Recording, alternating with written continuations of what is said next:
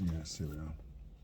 Right, the essential impulse of absence of energy, matter in the self, and the conditioning of the spirit is that of the emotional experience that is associated with the state of the Amen in is a peace, hitep, right? So it's hitep that cannot be disturbed by any event in the world. Very appropriate that is, isn't it? So, all right, and then we got the Amen peace. It's the origin of foundation of man's well-being. All right, so peace is our nature. By original and essential, it is meant that the Amen part of our being is the origin of the foundation of our well-being. If the laws is observed, then everything in our lives will go well. And it is not then all in our life. In the end of the overall, will go wrong. In other words, you must apply the law of Amen in our daily lives in order to bring the influence into our lives. If we take note that the fact that we that most people are not aware of the hidden part of the being or how to work with it, if they have some notion of it. For example, this state of level of being is the highest nirvana in the Hindu religion. Hinduism erred in making it the end of life's quest by achieving the transcendental peace that is experienced in nirvana or nirvana. Yeah? One achieves oneness with God and earns the right, so to speak, or not having to reincarnate, a desirable objective, given that in the Hindu belief system suffering is an inescapable reality of life on earth. In Hinduism, one seeks to achieve nirvana, the transcendental peace, in order to not have to come back to the suffering of earthly existence. We must note that there is a logical flaw here that is supported by experience. First of all, the peace that is nirvana must be achieved while living on earth, and once it has been achieved, the person has rendered him or herself immune to suffering, earthly existence, because existence becomes thus free from suffering. Right. We will see if we go along in the other flaws of the Hindu approach, and many more benefits of applying the law of Amen in our daily lives. Okay, so I've read up to 1.3, so that's our two days there, right? So it's broken into sections. It's broken into sections, as you see there, right? So you got section 1A, okay, and then you turn to the back of the chapter.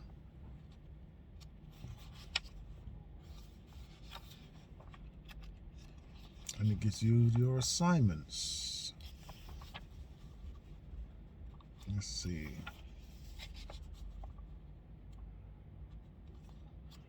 Right, so you got, as you see there, we have the sections of 102B and 102A.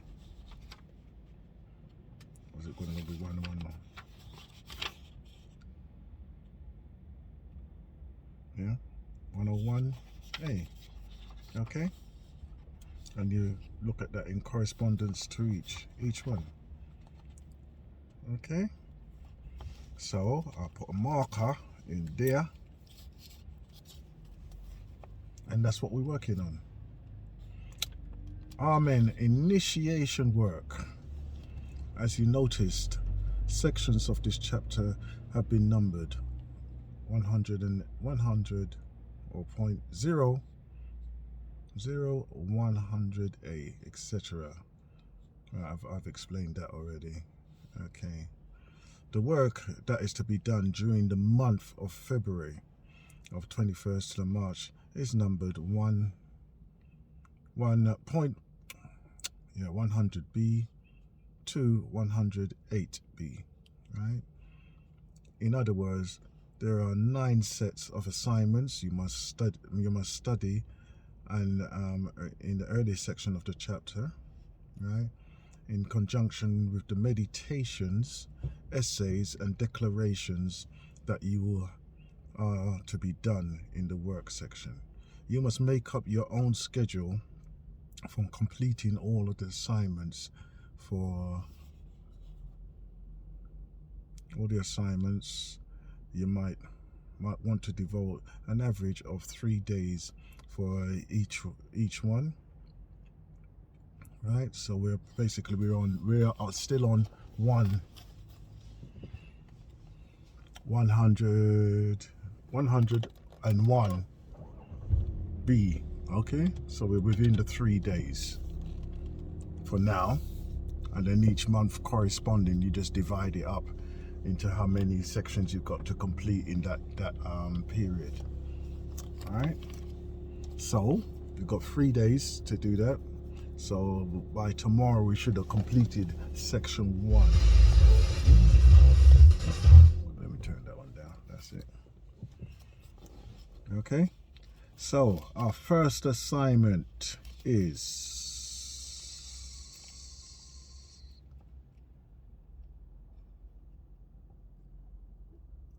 review 100A, right?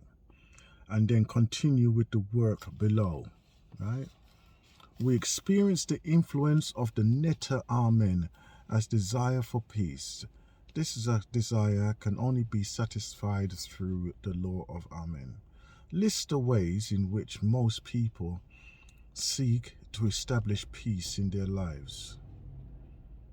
Okay, first, list the ways in which you seek to establish peace in your ways. Make a note that all of your efforts to establish peace that are based on the 11 laws must fail. That are not based. Sorry, let's read that part again. Make a note that all of your efforts to establish peace that are not based on the 11 laws must fail. You are the human attempts to establish peace.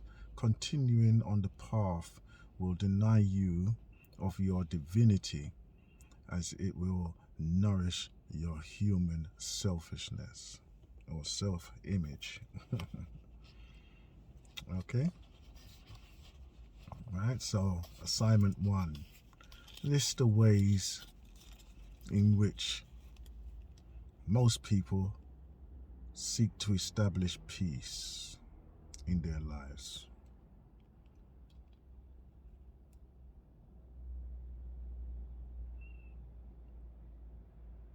All right, so we have to do that assignment there. Okay, and then we'll list the ways in which you seek to establish peace in your life. Okay, so you look at others first, and then look at yourself. How do you find peace in your life? Establish how you're going to find the peace, and then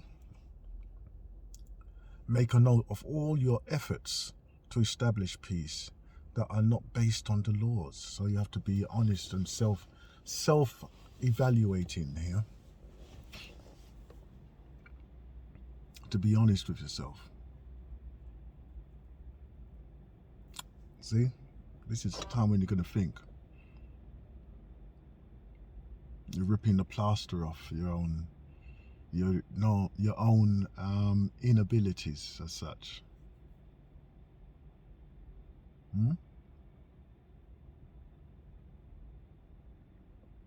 Anyway, let's go. Let's move forward with this one. Right, continuing on the path, on that path, will deny you the divinity, as it will nourish your human self-image.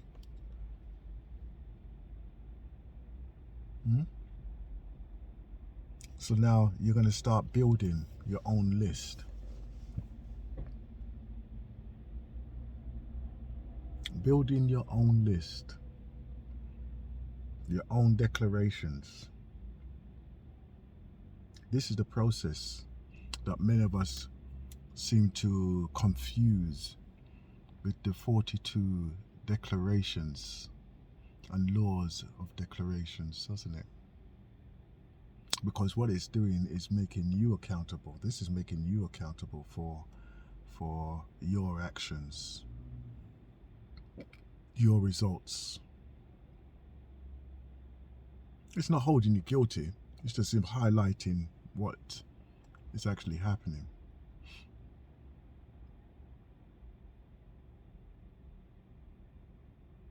So how do other people see peace, find peace? Do they do it through money?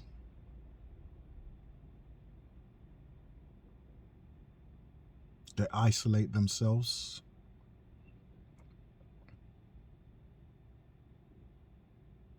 Yeah, they work towards isolation, because that's the only time that they will find peace in most situations. Or to buy themselves into such an elite status that they think that they'll be untouchable. But are they happy?